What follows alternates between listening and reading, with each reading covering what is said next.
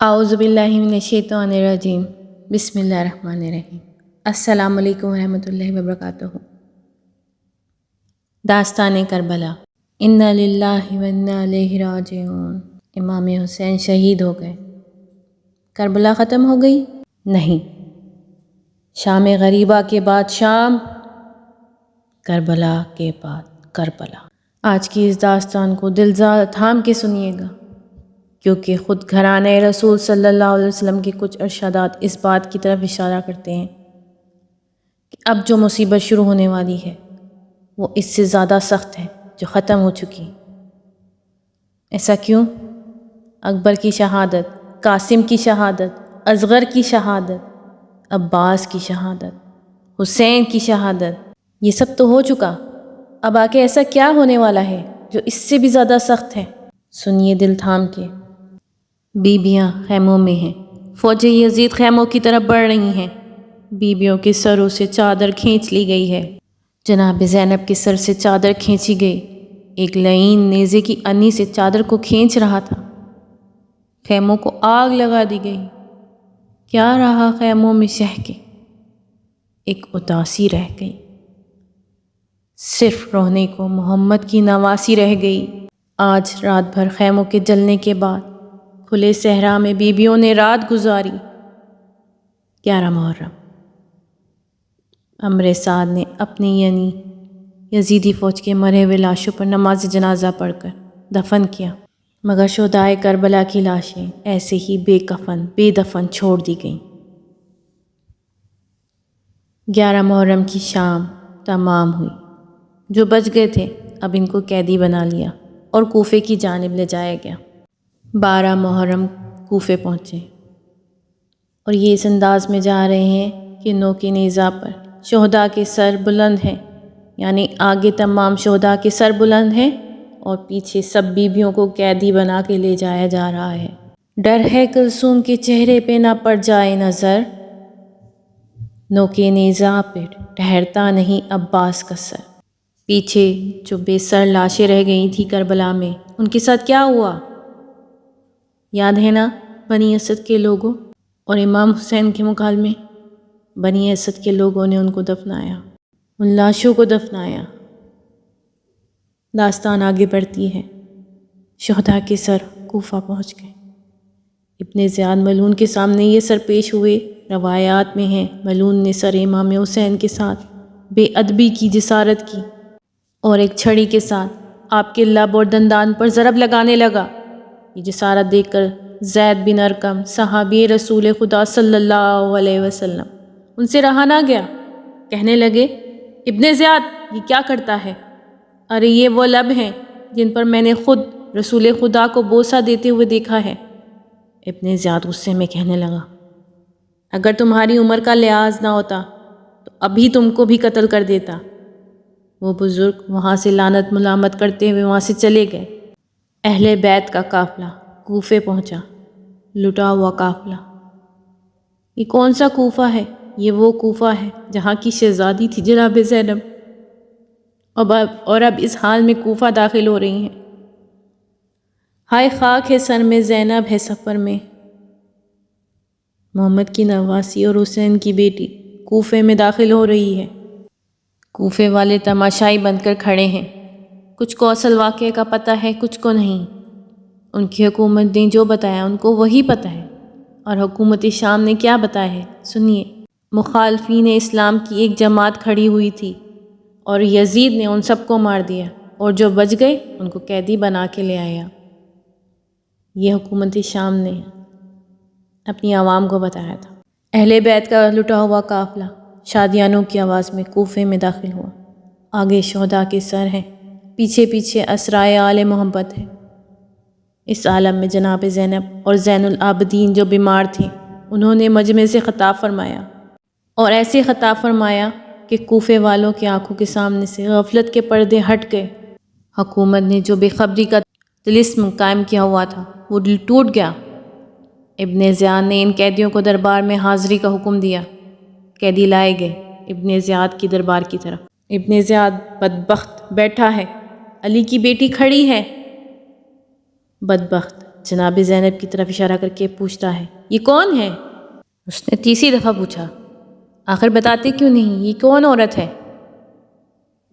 کسی نے انتہائی جرأت اور طلاقت سے جواب دیا، یہ علی کی بیٹی زینب ہے۔ زینب کا نام سنتے ہی زیاد کا بیٹا کلیجے کے پھپولے پھوڑنے لگا۔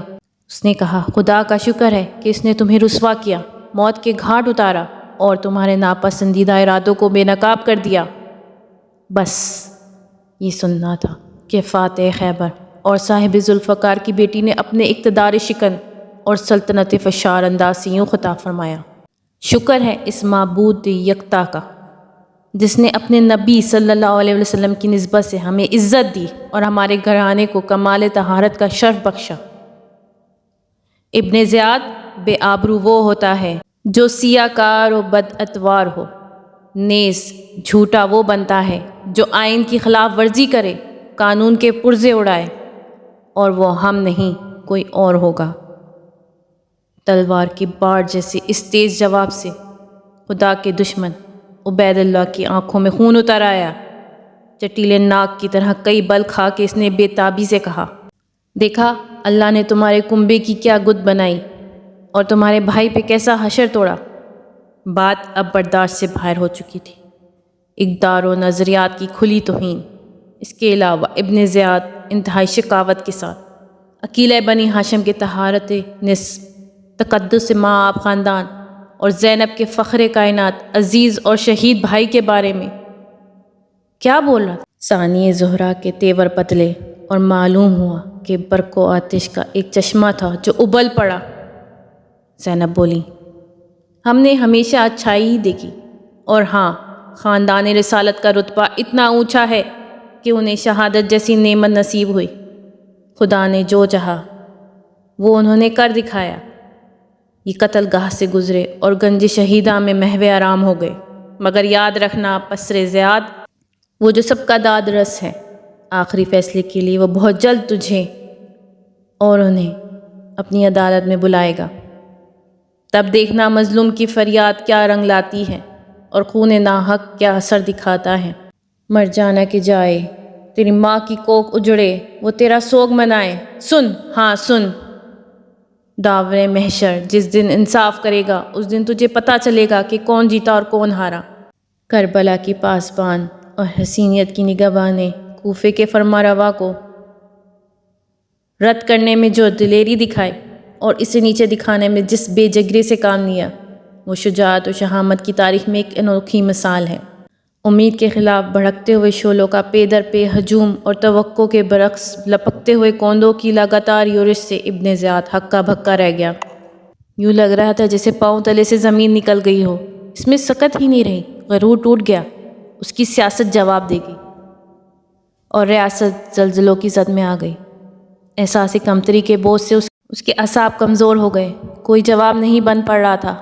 بالآخر کہسان پن مٹانے کے لیے ظالم نے اپنی زبان کھولی تو اس عنوان سے، تمہارے سرکش بھائی اور خاندان کے دوسرے باغی افراد کے قتل سے خدا نے میرا کلیجہ ٹھنڈا کر دیا۔ خاتم المرسلین کی نواسی نے چشم خون پا سے ماحول پر ایک نظر ڈالی، صورتحال کا جائزہ لیا اور پھر کمال تمکنت سے ان سے ارشاد فرمایا، ابن زیاد، تو نے ہمارے بڑوں کو تہ تہ کیا، ہمارے سایہ دار شجر کی شاخیں کاٹ دی، ہمارے پھولے پھلے درخت کو جڑ سے نکال دیا۔ اب اگر قلب و جگر کی آگ یوں ہی بجھتی ہے تو پھر سمجھنے کو سمجھ لے کہ ٹھنڈک پڑ گئی۔ لیکن تاریخ بتاتی ہے کہ ابن زیاد کو اس کے بعد کبھی آرام نصیب نہیں ہوا، اس لیے کہ کربلا کے نمائندے قافلے کی ترجمان حضرت زینب علیہ السلام نے اسلامی فکر اور انسانی ضمیر کو کچھ اس طرح سے جگا دیا تھا کہ یہ بیداری ایک باقاعدہ تحریک بن گئی اور کوفے سے لے کر شام تک تمام راج محلوں اور سارے شبستانوں کے چراغ گل ہوتے ہوئے نظر آنے لگے۔ یہ عقیلہ بنی ہاشم ہی کی تقریروں اور مکالموں کا اثر تھا جو صحابی رسول صلی اللہ علیہ وسلم عبداللہ ابن عفیف بھرے مجمع میں سراپا احتجاج بن گئے۔ الغرض کوفے کے بھرے بازاروں میں جناب زینب رضی اللہ عنہ کے خطاب سے ایک ہلچل مچ گئی اور پھر یہ اضطراب طوفانی کیفیت اختیار کرنے لگا۔ نیز اس لٹے ہوئے قافلے کو جب کوفے سے دمشق کی جانب روانہ کیا گیا تو راستے میں جو بستی نظر آئی، جو شہر پڑا، اور وہاں کے رہنے والوں کو جب یہ معلوم ہوا کہ فوج کی نگرانی میں لائے جانے والے اسیر اہل بیت عصمت و طہارت ہیں، تو بلا اختلاف مذہب و ملت، مسلم اور غیر مسلم، سب نے مل کر حکومت کے خلاف محاذ لگائے۔ داستان کو آگے بڑھاتے ہیں۔ یزید کے بھرے دربار میں حضرت زینب کبریٰ نے جب خطاب فرمایا تو عجیب عالم تھا، یوں لگتا تھا جیسے آگ برس رہی ہو، زلزلہ آ گیا ہو۔ یزید کو اپنے راج محل کی دیواریں گرتی نظر آ رہی تھیں اور اپنے اقتدار کے سارے چراغ بجھتے ہوئے دکھائی دے رہے تھے۔ وزراء کا رنگ رخ زرد پڑ چکا تھا، امراء اپنے حواس کھو بیٹھے تھے، اور بہت سی اہم شخصیات فوری طور پر صورتحال کے پس منظر سے مکمل آگاہی کے لیے بے قرار تھی۔ جناب زینب نے ارشاد فرمایا، تعریف اللہ کے لیے ہے جو ساری کائنات کا پروردگار ہے، اور درود و سلام رسول اللہ صلی اللہ علیہ وسلم اور اہل بیت رسول اللہ علیہ وسلم۔ کتنی سچائی ہے خداوند عالم کے اس ارشاد میں کہ آخرکار جن لوگوں نے برائیاں کی تھیں ان کا انجام بھی بہت برا ہوا، اس لیے کہ انہوں نے اللہ کی نشانیوں کو جھٹلایا تھا اور وہ ان کی ہنسی اڑاتے تھے۔ کیوں یزید، زمین و آسمان کے تمام راستے ہم پر بند کر کے اور خاندان نبوت کو عام قیدیوں کی طرح در بدر پھرا کر تو نے یہ سمجھ لیا کہ خدا کی بارگاہ میں ہمارا جو مقام تھا اس میں کوئی کمی آ گئی اور تو خود بڑا عزت دار بن گیا؟ پھر تو اس خام خیالی کا شکار ہے کہ وہ المیہ جس سے ہمیں تیرے ہاتھوں دوچار ہونا پڑا، اس سے تیری وجاہت میں کچھ اضافہ ہو گیا، اور شاید اسی غلط فہمی کے باعث تیری ناک اور چڑھ گئی اور غرور کے مارے تو اپنے کندھے اچکانے لگا۔ ہاں، یہ سوچ کر تو خوشی سے پھولے نہیں سما رہا کہ تیری حکومت کی حدیں بہت پھیل چکی ہیں اور تیری سلطنت کی نوکر شاہی بڑی مضبوط ہے، اور ہو سکتا ہے کہ تو یہ بھی سمجھ بیٹھا ہو کہ خلاق عالم نے ہماری مملکت میں تجھے بغیر کسی خطرے کے پھیل پھیل کر اطمینان سے اپنا حکم چلانے اور منمانی کرنے کا یہ موقع دیا ہے۔ ٹھہر یزید، ٹھہر، ایک دو سانسیں اور لے لے، پھر دیکھنا کیا ہوتا ہے۔ دراصل تو رب ذوالجلال کے اس فیصلے کو بھلا بیٹھا ہے کہ کفر کی راہ اختیار کرنے والے یہ ناگمان کرے کہ ہم جو انہیں مہلت دے جا رہے ہیں وہ ان کے حق میں کوئی بہتری ہے۔ ہم تو انہیں اس لیے ڈھیل دے رہے ہیں کہ یہ خوب جی بھر کر گناہ سمیٹ لیں، اس کے بعد ان کے واسطے سخت ذلت آمیز سزا اور رسوا کرنے والا عذاب ہے۔ اے ہمارے آزاد کی ہوں کے جائے، کیا یہی عدل ہے؟ اسی کو انصاف کہتے ہیں کہ تیری تو عورتیں اور کنیزیں تک پردے میں ہوں اور نبی زادیوں کی چادریں چھین کر انہیں بے پردہ سرے برہنہ ایک شہر سے دوسرے شہر کشا کشا لے جایا جائے۔ ہاں یزید، تو نے ہی ہمیں ان حالوں کو پہنچایا ہے۔ ہم بے وارثوں کا قافلہ جس جگہ پہنچتا ہے، جہاں سے کوچ کرتا ہے، وہاں تماشائیوں کی ٹھٹا لگ جاتے ہیں۔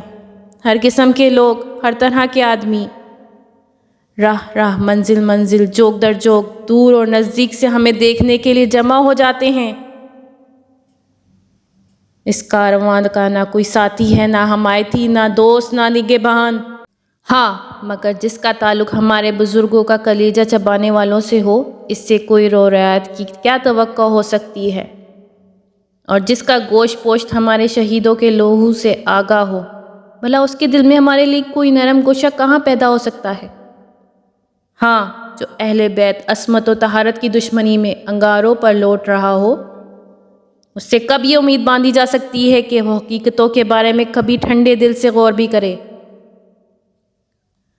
اے یزید، تو احساس جرم کے بغیر اور جس ڈھٹائی سے کہتا چلا جا رہا ہے کہ اگر اس وقت میرے اسلاف مجھے دیکھتے تو کتنے شاد ہوتے، وہ مجھے شاباشی دیتے اور کہتے، یزید تیرے دست و بازو کو نظر نہ لگے، تو نے محمد کے گھرانے سے کیا خوب انتقام لیا ہے۔ یزید، تو جو کچھ کر رہا ہے اور جو کچھ کہتا چلا جا رہا ہے وہ تیری اندرونی کیفیت کا اظہار ہے۔ ذرا دیکھ تو صحیح، بے ادب، اپنی چھڑی سے جس ہستی کے مقدس ہونٹوں کے ساتھ گستاخی کر رہا ہے وہ جوانان جنت کا سردار ہے۔ تو نے محمد کے پیاروں کا خون بہا کر اور عبد المطلب کے چاند تاروں کو خاک میں ملا کر اپنے سوکھے ہوئے زخموں کو پھر سے ہرا اور بھرے ہوئے گھاؤ کو کچھ اور گہرا کر دیا ہے، اور اس پر سے تو اپنے پرکھوں کو بھی پکار رہا ہے، اپنے گڑے ہوئے مردوں کو بھی آواز دے رہا ہے۔ پروردگار، تو ان ظالموں سے ہمارا حق دلا دے اور ان ستمگروں سے ہمارے بدلے چکا دے، جن جفا شعاروں نے ہمارا لہو بہایا ہے اور ہمارے طرفداروں کو قتل کیا ہے، ان پر اپنا غضب نازل فرما۔